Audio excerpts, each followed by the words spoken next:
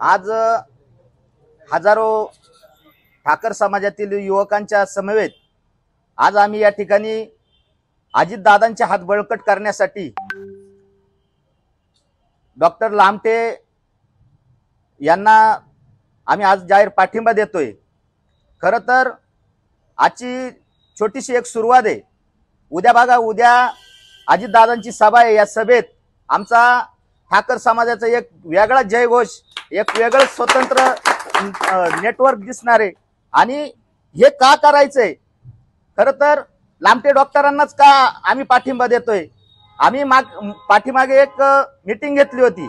त्या मीटिंग मध्ये आम्ही आमच्या काही अटी शर्ती ठेवल्या होत्या। त्या अटी शर्ती बघायला गेलं तर आम्ही सर्वांशी चर्चा पण केली। चर्चेत फक्त डॉक्टर किरण लामटे यांनीच आमच्या या सगळ्या अटी शर्ती मागण्या पूर्ण केल्या। आणि खरं तर मी बबनरावांचंही या ठिकाणी आमच्या वतीने स्वागत करतो। खरं तर त्यांनी मध्यस्थी करून आमचा मार्ग सोपा काढला। गायकर साहेबांचे या ठिकाणी स्वागत करतो। अक्षय भाऊ आहेत, सर्व राष्ट्रवादीचे पदाधिकारी, तालुका अध्यक्ष आहेत। या पदाधिकाऱ्यांच्या आमच्या ठाकर समाजाच्या वतीने स्वागत करतो। खरं तर डॉक्टर साहेबांचं जे विजन आहे ते अतिशय सुंदर आहे। या बस स्थानकामध्ये आपण बघत होतो, पाठीमागच्या वर्षीपर्यंत गुडघाभर पाय जाईन इतका गाळ राहायचा। हा विकास आहे। सहानुभूतीच्या चर्चा आता सध्या तालुक्यात सुरू आहे।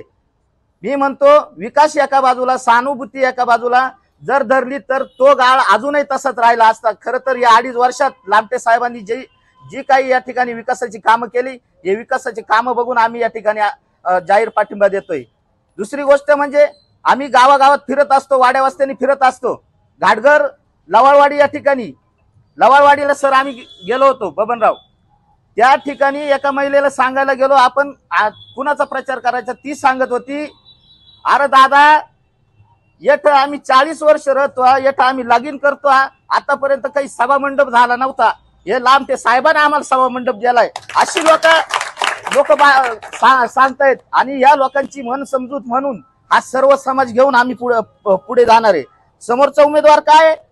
समोरचा उमेदवार हा अविश्वासू आहे, त्याच्यावर का भरोसा ठेवायचा? त्यांनी नेहमी घराणेशाही चालवली, यापुढे घराणेशाही चालवणार आहे। आम्ही एक गोष्ट सांगत होतो त्यांना की घाटघर, उडदावणं, पांजरा या ठिकाणी वारंगुशी गण आहे, त्या गणात आमचा एक ठाकर समाजाचा उमेदवार नाही, आमच्या घरातलाच पाहिजे।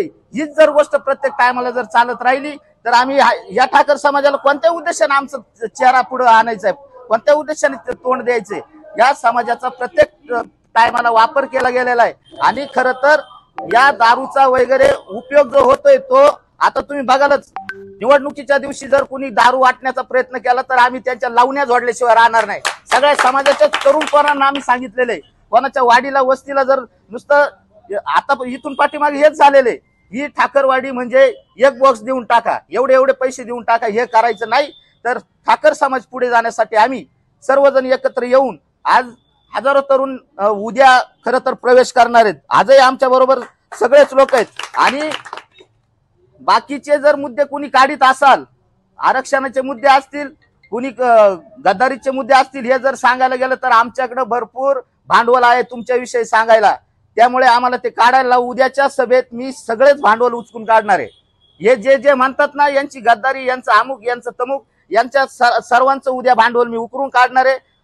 आजच्या दिवसापुरती सर्व तरुण युवकांचं मी पुन्हा एकदा स्वागत करतो आणि धन्यवाद।